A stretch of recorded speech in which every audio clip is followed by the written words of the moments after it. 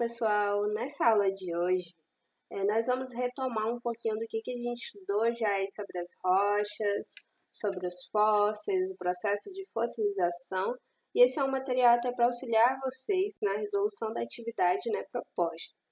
E aí, para começar, a gente vai relembrar quais são os 3 tipos de rochas, como que é a sua formação, como que é seu nome, direitinho, e também vamos ver exemplos de alguns, tá?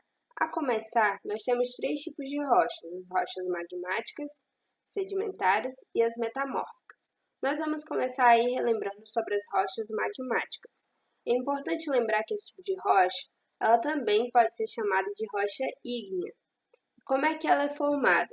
Ela é formada a partir do momento que um vulcão ele entra em atividade, Quando aquela lava sair dele, o que acontece? Devido à diferença de temperatura, que dentro do vulcão é muito quente, fora a temperatura já baixa bastante, a gente tem esse choque de temperatura e devido ao resfriamento acontece a solidificação daquele magma. E aí o que acontece? Essa rocha vai ser formada uma rocha, E do lado de fora nós vamos chamar de rocha magmática extrusiva. Mas pode ser que algumas rochas nesse processo do vulcão consigam ser formadas ali do lado de dentro ainda, não necessariamente vai precisar fazer essa saída. E aí eu vou chamar de rocha magmática intrusiva. Então é importante eu saber sobre as rochas magmáticas isso, que elas são formadas a partir das erupções vulcânicas e que nós temos 2 tipos: as rochas magmáticas extrusivas, que são aquelas formadas do lado de fora, na superfície, e as rochas magmáticas intrusivas, que são aquelas formadas no interior do vulcão, tá? E não podemos esquecer também que ela recebe a denominação de rocha ígnea. Aqui, para a gente ter um exemplo de uma rocha magmática, que é bastante utilizada no nosso cotidiano, é a rocha magmática do tipo basalto, tá? Basalto, ele é uma rocha caracterizada por ser, além de magmática, ser extrusiva, ou seja, formada do lado de fora, e é bastante utilizado aí no processo de construção civil, na formação de asfalto, por exemplo, tá bem? E em outros ramos também ele pode ser utilizado. Aqui já é uma rocha do tipo sedimentar. O que são as rochas sedimentares? Aquelas que vão depender da ação da chuva, do vento, dos rios, e conforme ela for sofrendo essa ação, ela vai sendo desgastada, tá? Então, a gente tem aí o resultado da deposição de detritos. Então, eles vão se depositando, e vão formar o que a gente chama de rochas sedimentares, tá? E aqui a gente tem um exemplo de uma rocha sedimentar, tá? Que também é utilizada na construção civil, só que essa, como o nome já diz, é formada por um outro tipo, pelo acúmulo de sedimentos, e ela vai receber o nome de arenito. Para que ele serve, Qual que seria a sua utilização dentro da construção civil?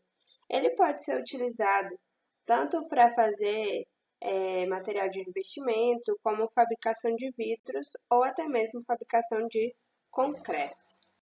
E aqui, para a gente relembrar também que as rochas sedimentares elas vão ter total relação com a fossilização. O que é a fossilização? É a formação dos fósseis. E os fósseis, para a gente relembrar também, os mais comuns, são ossos, são dentes, pedaços de madeira, folhas e conchas. O que são isso? São animais ou plantas que foram soterrados, e aí como eles foram soterrados pelo próprio solo, pela ação do vento, desgastados pela água, eles não sofreram um processo de decomposição. E aí, por não sofrer o processo de decomposição, eles vão ficar, de certa forma, conservados, tá? Então, esse processo de fossilização está diretamente ligado à sedimentação do solo, e por isso que a gente só vai encontrar os fósseis, basicamente, em rochas sedimentares. E aqui nós temos o exemplo das rochas metamórficas. Diferente das rochas sedimentares e das rochas magmáticas, essa daqui vai ter sua origem justamente a partir dessas outras que a gente viu anteriormente. Tanto a rocha magmática quanto a sedimentar, quando elas estiverem sobre determinadas pressões, quando elas estiverem sob determinadas condições, elas podem acabar se transformando em outros tipos.